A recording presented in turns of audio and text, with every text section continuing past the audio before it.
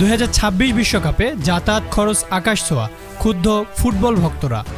যুক্তরাষ্ট্র, মেক্সিকো ও কানাডায় বিশ্বকাপ শুরু হতে বাকি মাত্র 53 দিন। এরই মধ্যে টিকিটের দাম বাড়ার খবরের পর এবার সামনে এলো যাতায়াত খরচের ধাক্কা।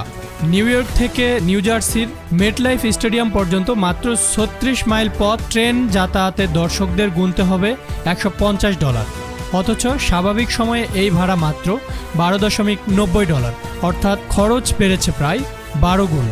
নিউ জার্সি ট্রানজিট কর্তৃপক্ষ জানায়, ফাইনাল সহ 8টি ম্যাচের জন্য মাত্র 40,000 টিকিট পাওয়া যাবে।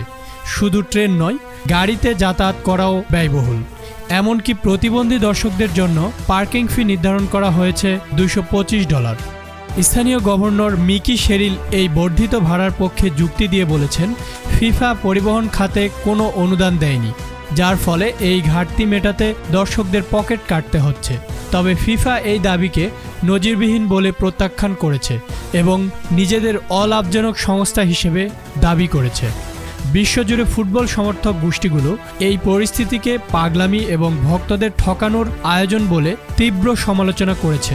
ইংল্যান্ডে ফুটবল সাপোর্টার্স অ্যাসোসিয়েশন সাফ জানিয়েছে, ম্যাচ দেখতে গিয়ে এমন অনাকাঙ্ক্ষিত ব্যয়ের কথা তারা কল্পনাও করেনি। Sports desk, chief TV.